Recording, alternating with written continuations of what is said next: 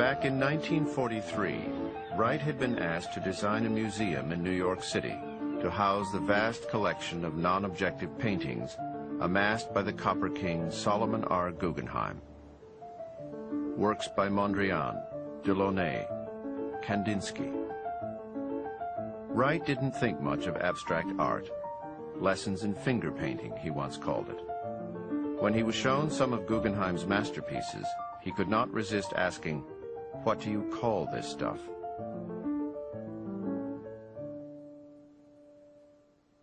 Still, he eagerly set to work. "Wait till you see the blueprints for the Guggenheim," he told a friend. "It's going to stand almost directly across from the Metropolitan Museum. It's going to make the Metropolitan look like a Protestant barn."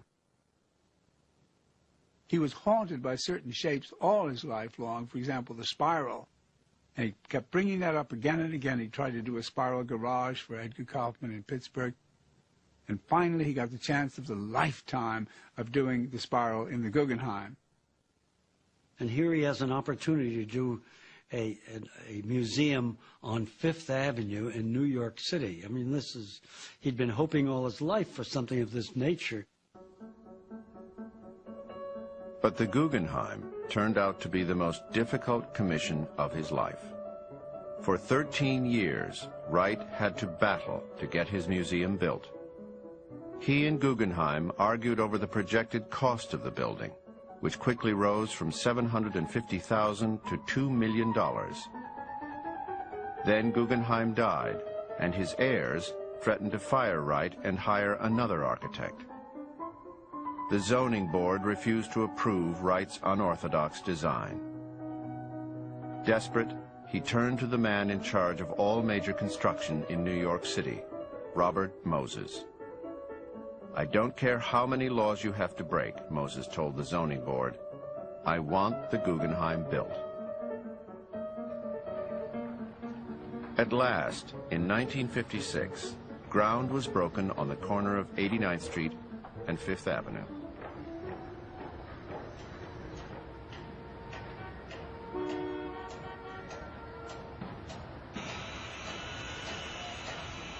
The interior was to be one continuous ramp, and visitors were to start at the top and work their way down.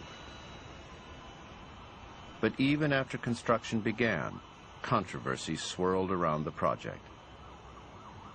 Several prominent critics attacked Wright's design. Hilton Kramer called it an architecture which succeeds in having only one organic function, to call attention to itself. One writer called him Frank Lloyd Wrong. He doesn't want to have to adjust his buildings to the pre-existing urban fabric. He used to say, think of it as a pavilion in a park. Well, of course, it's not in the park. It's on the street, and the reason it looks wonderful on the street is because the other buildings obey the law of the street and set it off. Imagine if the other buildings were gone and you had more Guggenheims, you'd have the Strip. Somebody said the museum out here on Fifth Avenue looked like a washing machine. This one that you're building? That's one of my buildings. Well, I've heard a lot of that type of reaction, and I've always discounted it as worthless, and I think it is. 21 well-known artists, including Willem de Kooning, Franz Klein, and Robert Motherwell, sent a letter to the New York Times arguing that it would be impossible to display their work on the museum's curved, sloping walls. Wright fired off a telegram denouncing the incubus of habit that beset their minds. Painters would produce finer art, he said, if they knew it would hang in his museum. I just kept trying to point out, I'm trying to make a building where seeing works of art would be so natural. You just glide down the ramp. The paintings would lie on the wall, much as they would on the artist's easel, lit from above, and the light changing all the time. He wasn't trying to subjugate the painting to the building. He was trying to create a synthesis, create a marriage between architecture and paintings that had never existed before.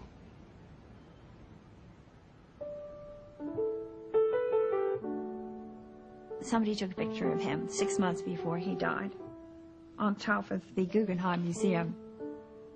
and the scaffolding is there, and he's in profile. And you see him with the pork pie hat, and he's a man on top of the world. And he's almost 92. It's an image of him that I can't get out of my mind, and to me, it's the essential right.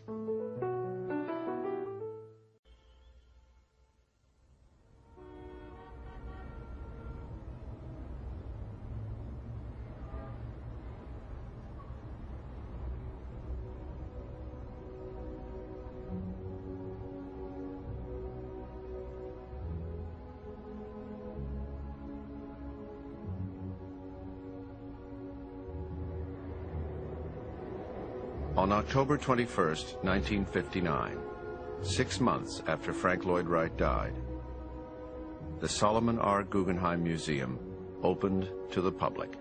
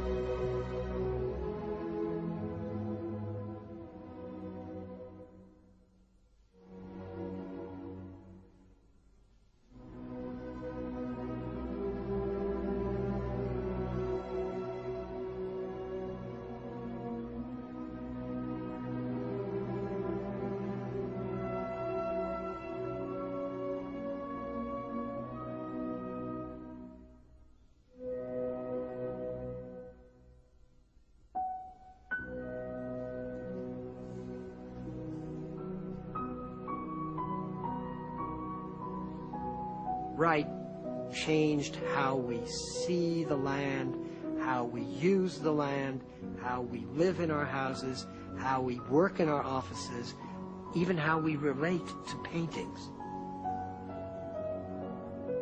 After the Guggenheim, who cares about all the art in the museums if the building itself isn't thrilling?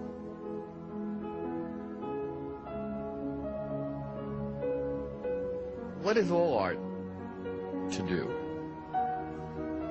All art is in some way about some kind of spiritual connection, some connection to something larger than us, some connection to something that we cannot wholly describe or put in words. Art is a lie that tells us the truth, Picasso once said.